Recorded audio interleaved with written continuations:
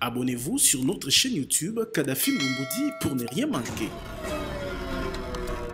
Congolaises et Congolais, très chers compatriotes, en cette fin d'année 2024, je rends grâce à l'Éternel Dieu Tout-Puissant qui nous a protégés et soutenus malgré les épreuves.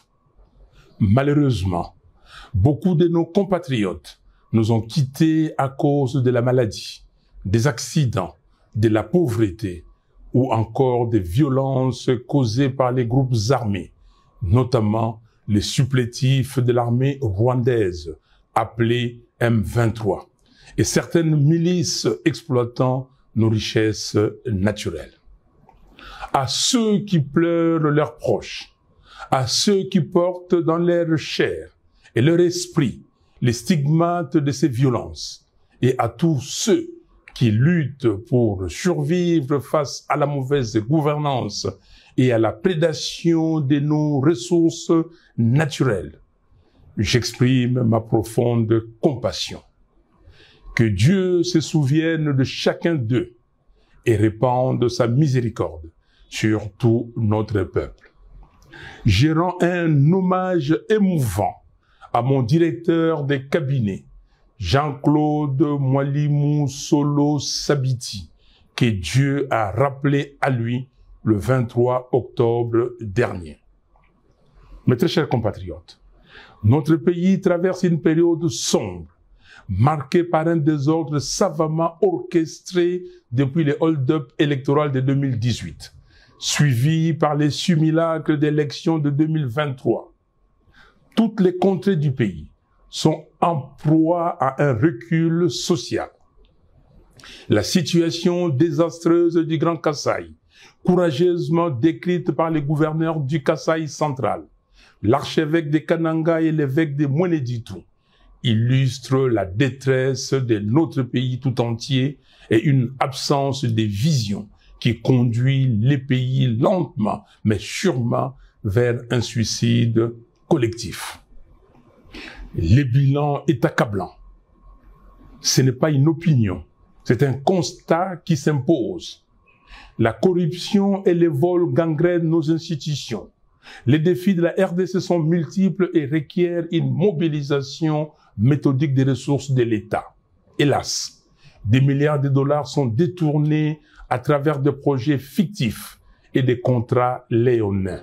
Les ressources du peuple sont dilapidées et les faits de corruption sont tellement légion que beaucoup ne s'en émeuvent plus. Le banditisme d'État d'une minorité prédatrice et les trains de vie surréalistes des institutions doivent interpeller chaque Congolais. Il s'agit là de votre argent, gagné à la sueur de votre fonds. Indignez-vous. Aux voleurs en col blanc, tapis dans les institutions, je vous renvoie à Dieu et aux images des fins de règne des régimes qui affament leur peuple et vivent dans l'excès aux frais du contribuable. Cette absence totale de rigueur dans la gestion du trésor public accentue le problème auquel nous faisons face. La sécurité est inexistante. Le M23 contrôle plus de 130 localités au nord Kivu. Je répète, 130. Les ADF continuent leur massacre à Beni, Butembo, Lubero, Irumu et Mambasa. Les armées rwandaises, ougandaises et burundaises opèrent dans le nord Kivu et le sud Kivu.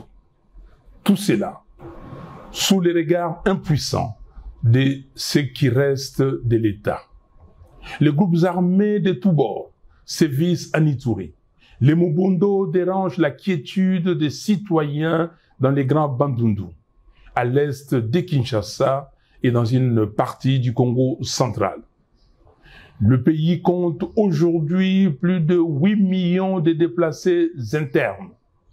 Une telle situation devrait mobiliser l'attention de n'importe quel gouvernement avec un minimum de sérieux. Chez nous, le sujet est traité avec une légèreté déconcertante et le champagne coule à flot au sommet d'un État failli et faible. Notre armée est abandonnée. Après 6 ans au pouvoir, le régime n'a pas réussi à doter le pays d'une force militaire capable de défendre notre souveraineté. Nos soldats, courageux, mais sous-équipés, affrontent des forces ennemies bien armées. L'argent dilapidé à Kinshasa à lui seul pourrait changer les rapports des forces sur le terrain. La diplomatie est défaillante face aux manœuvres de Paul Kagame et à ses accusations mensongères contre notre pays. Le gouvernement brille par son absence de stratégie et d'action de dissuasion concrètes. Nous sommes réduits à des slaves lyriques qui frisent la comédie et dénoncent un manque de sérieux qui rassure l'ennemi sur les faibles capacités intellectuelles de son adversaire. Aujourd'hui, la faiblesse diplomatique de la RDC a réussi à ancrer dans l'opinion internationale l'idée selon laquelle les FDLR seraient une responsabilité congolaise. Pourquoi le gouvernement congolais ne demande-t-il pas à M. Kagame de discuter avec les FDLR et de neutraliser le M23? Là où ça blesse, c'est qu'en pareille circonstance, il paraît évident que tout leader censé chercherait un temps soit peu à tisser les liens entre citoyens et favoriser la cohésion nationale. Mais non. Le tribalisme primaire du régime divise notre nation. Nous observons un repli identitaire au sommet de l'État, avec une opposition constante entre les frères dits de sang et les autres compatriotes. Une seule tribu bénéficie de nominations privilégiées dans les postes étatiques.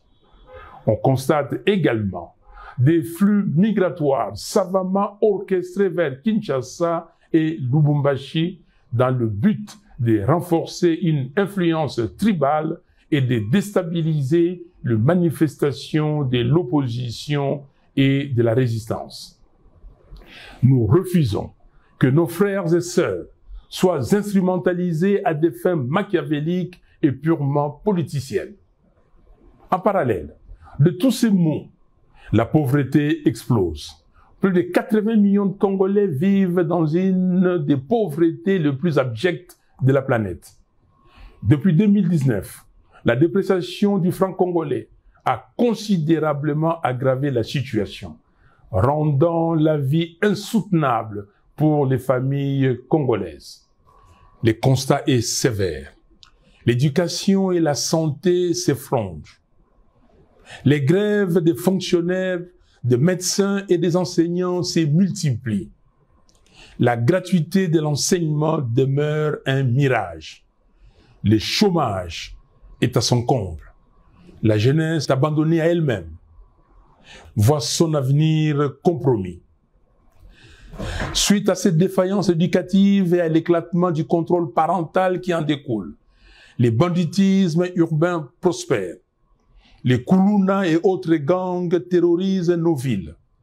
Pire, ces jeunes sont souvent instrumentalisés par le pouvoir pour mater la résistance politique. Les infrastructures sont en ruine. Les routes de desserte agricole sont impraticables, ce qui accentue l'exode rural. L'exploitation illégale de nos ressources naturelles ne cesse d'empirer. À Kinshasa, capitale de 17 millions d'habitants, les embouteillages et les bouchons pourrissent la vie des citoyens et la moto est devenue le principal moyen de transport. Les coûts en termes de perte de productivité se chiffrent par centaines de millions de dollars. Encore une fois, il ne s'agit pas là d'une opinion. Chaque Congolais constate ces réalités dans sa vie quotidienne. Les droits humains sont piétinés. Les opposants, activistes et journalistes sont enlevés, arrêtés et emprisonnés arbitrairement. Pour preuve, le 10 septembre dernier, M. Jures Manzanza, membre de l'ESID, a été lâchement abattu par un policier devant le siège du parti et son corps est encore à la morgue. Aussi, 3 membres du parti, Mme Aimé Tabala, M. Océan Lusanga Moulopo et Pierre Ngadiadia ont été enlevés le dimanche 22 dernier pour une destination inconnue jusqu'à présent. Face à ces bilans désastreux, l'honneur aurait depuis longtemps imposé la démission. Il n'y a aucune honte à regarder ses concitoyens en face et admettre son incapacité face aux problèmes multidimensionnels auxquels fait face le pays. Comble du drame. Dans ces contextes désastreux, le régime choisit une fuite en avant, en ouvrant de manière inopportune le front d'un éventuel changement ou d'une révision de la Constitution. Cette initiative hasardeuse survient à un moment où le pays est en guerre et perd chaque jour des pans entiers de son territoire. Elle constitue une démonstration supplémentaire du suicide collectif dans lequel le régime veut entraîner le pays. Les mots ne peuvent pas décrire à quel point je suis révulsé de voir une telle absurdité encouragée par certaines élites, des flatteurs qui vivent aux dépens de l'État. Il s'agit là d'une énième distraction et les Congolais le savent. Nos priorités sont ailleurs. Chers compatriotes, nous ne laisserons pas cette tentative de manipulation aboutir. En ce temps de crise, il n'y a ni nécessité, ni opportunité pour un tel projet. Ce que le peuple congolais attend, ce ne sont pas des modifications constitutionnelles opportunistes et intempestives, mais des actions concrètes et courageuses pour relever les défis cruciaux auxquels notre pays est confronté. Ce n'est pas la Constitution qui empêche le régime d'honorer toutes les promesses fallacieuses qu'il a faites au peuple. La Constitution n'empêche pas de doter nos forces armées de moyens efficaces. La Constitution n'empêche personne de libérer les 130 territoires. La Constitution ne donne pas non plus les droits de dilapider les deniers publics. Un régime incompétent peut changer la Constitution 100 fois. Les mêmes mots produiront les mêmes effets. Il y a problème d'hommes, pas de texte. Nos efforts doivent être concentrés sur 4 priorités. Restaurer l'intégrité territoriale. Mettre un terme à la guerre menée par le M23 et les forces étrangères afin de libérer nos terres et de restaurer la souveraineté nationale. Mettre fin à la prédation des ressources publiques. Réduire les trains de vie excessifs des institutions et mobiliser les fonds nécessaires pour renforcer notre armée, financer des infrastructures essentielles et améliorer les conditions de vie des Congolais. Construire un véritable état des droits, garantir le respect des droits humains, la justice et l'équité pour tous. Préparer des réformes institutionnelles ambitieuses, réviser la loi électorale, restructurer la commission électorale et la Cour constitutionnelle, afin de créer les bases d'élections véritablement transparentes, crédibles et apaisées. Voilà pourquoi, chers compatriotes, je réitère mon appel à nos pères spirituels pour réunir, dans le cadre du processus de Kinshasa, toutes les parties prenantes autour du thème vérité, réconciliation, cohésion nationale, afin d'œuvrer pour un Congo libre, fort, digne et prospère. Nous appelons la SADC, l'Union africaine et les Nations unies à soutenir le processus de Kinshasa pour faire avancer celui de Luanda. J'exige la libération de Jamal Kabound, Seth Kikouni, Mike Mukebai, Jackie Ndala, du député provincial Alain Siwako, du député honoraire Jean-Paul Ngangondi, des militants pro-démocratie, Delgate Idengo, Mwamicho Ndungo King, Fiston Isambiro, Jimmy Nziali, Zarko Sefo, des 3 membres de l'ESID et de tous les autres prisonniers d'opinion. Le régime doit cesser les intimidations et les arrestations arbitraires. Peuple congolais, comme en janvier 2015, mobilisons-nous pour dire non au changement de la Constitution, non à la présidence à vie en RDC. Je demande instamment à M. Félix Tshisekedi de cesser le mensonge, la manipulation et la démagogie.